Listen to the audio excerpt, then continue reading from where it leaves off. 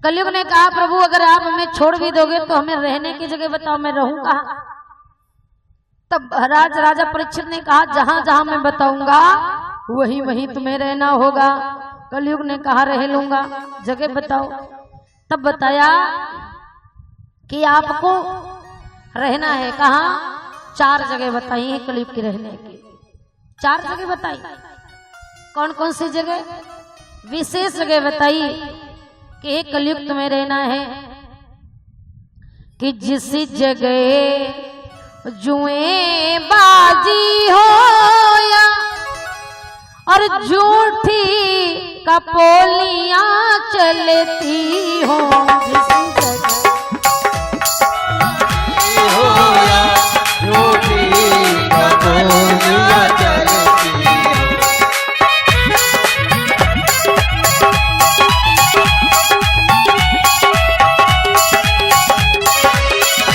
जिस जगह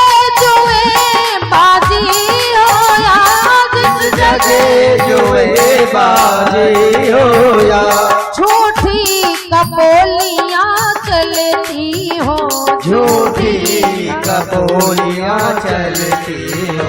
और बेश्याएं जहां निवासिन हो, बेश्याएं जहां निवासिन हो। और महकी प्यालियां छलकती हो, महकी प्यालियां छलकती हो।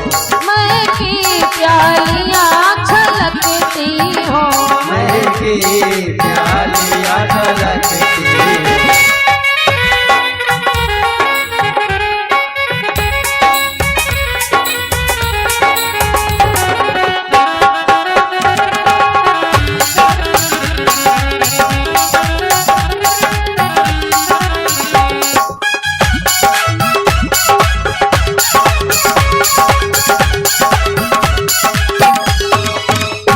बताया 4 जगह बताई है। कौन कौन सी? ध्वन से सुनिया भैया कि कलयुग कहाँ कहाँ रहता है।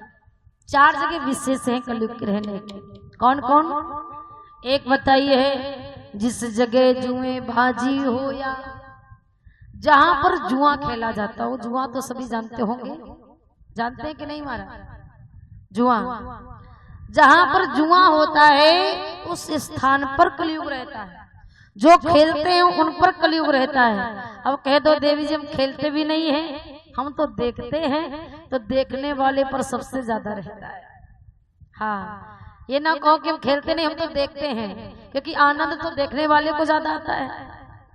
खेलने वाले को तो चला भी जाता है कभी कभी, लेकिन असली आनंद तो देखने वाले को मिलता है ना। तो इसलिए जो देखता है उस पर भर कलयुग है। इसलिए कहते हैं महाराज ये जुआ जो है ना बड़ी खराब लत है, लेकिन जिसे एक बार पड़ जाती है वो जल्दी से छूटती कहाँ है। और जो ये काम करते हैं उन पर कलयुग घोर कलयुग वास करता है। दूसरी जगह बताई जहां पर झूठ बोला जाता हो, असत्य का भाव हो, जहां कभी सत्य ना बोला गया हो वहां पर कलयुग वास करता है। तीसरी जगह बताई जहां पर वेश्याओं का निवास हो, वेश्याओं पर नजर डालना ही कलयुग का वास है। पराये धन को देखना ही कलयुग का वास है। और चौथी जगह बताई कि जहां पर मदिरा पान किया जाता हो। मदिरा माने शराब, नशा, जहां पर नशा प्रवृत्ति है, मदिरा है, मांस है, शराब है, वहां पर घोर कलयुग है, घोर कलयुग रहता है। 4 जगह बताई, लेकिन राजा परीक्षित से कलयुग ने कहा गुरुदेव राजन आपने हमें 4 जगह दी पर चारों ठीक नहीं दी। अरे क्या मैं इतना बुरा हूं? 4 जगह बताई उनमें से कोई अच्छी भी जगह बता देते। और जब अच्छी की बात की तो राजा परीक्षित के मुख से निकला जहां हरि का ध्यान न हो, जहां गुरु का मान न हो, और जहां स्वर्ण की क्रांति रहे वह तेरा निवास स्थान रहे। और जैसे सोने का नाम लिया तो राजा परीक्षित सोने का मुकुट पहन रखे थे। कलयुग ने कहा बस महाराज अब इससे ज्यादा और नहीं चाहिए। तुरंत पल की देर नहीं लगाई, सोने के मुकुट में सवार हो गया। कलयुग सोने पर सवार हुआ, लेकिन महाराज अब कह दो कि हर सोने पर कलयुग रहता है तो नहीं। जो मेहनत की कमाई का सोना होता है ना, जो खून पसीने की कमाई का सोना होता है, उसमें भगवान वास करते हैं। और जो छल कपट जबरदस्ती फरेब का सोना होता है, उसमें कलयुग रहता है। और जो राजा परीक्षित मुकुट पहन रखे थे, वो धर्म का नहीं था, अधर्म का था। क्यों? क्योंकि ये मुकुट जरासंध का था, जो भीम युद्ध में लड़कर के लाए थे। इसलिए उस कलयुग में उस मुकुट में कलयुग सवार हो गया। अगर धर्म का सोना होता तो नहीं। अब कलयुग जब मुकुट पर सवार हो गया तो महाराज होता क्या है कि राजा परीक्षित सारे ज्ञान अपना खो देते हैं, पता नहीं है क्या कर रहे हैं, कहाँ जा रहे हैं, क्या हो रहा है। अब तो जो कलयुग कर रहा है वही राजा परीक्षित करने लग गए। आगे बढ़े घर की तरफ तो देखा एक आश्रम है। आश्रम समीक महात्मा का मिला। समीक महात्मा के आश्रम से जब गुजरे तो देखा समीक महात्मा के नेत्र बंद है। राजा परीक्षित को क्रोध आया। हमें लगता है कि हमें देख करके नेत्र बंद कर लिए हैं और इन संत ने हमारा अपमान कर दिया है, अब मैं अपमान का बदला लूंगा। उसी वक्त मरा हुआ सर्प उठाया और समीक महात्मा के गले में पहना दिया। अब ये काम राजा परीक्षित नहीं कर रहे हैं, कौन करा रहा है? कलयुग जो सर पर बैठा है। इतना करके आगे बढ़े। इधर समीक महात्मा के बेटे श्रृंगी ऋषि, जब उन्होंने देखा कि हमारे पिता के गले में मरा हुआ सर्प कौन डाल सकता है, तब महाराजा पर क्रोध आया। क्रोध में आकर के श्रृंगी ऋषि ने श्राप दे दिया कि जिसने भी हमारे पिता के गले में मरा हुआ सर्प डाला है, मैं उसे श्राप देता हूं कि सप्तम रोज उसे तक्षक नाग डस ले और उसकी मृत्यु हो जाए। जब श्राप दे दिया तब समीक महात्मा के नेत्र खुले।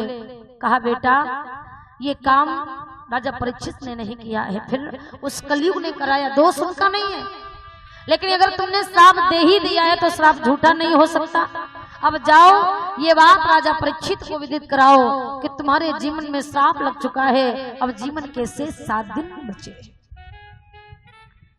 ये बात जब राजा परीक्षित को पता चली कि मुझे श्राप लगा है 7 दिन मरने का, तो कहीं और नहीं गए, अपनी मैया के पास उत्तरा के पास में पहुंचे।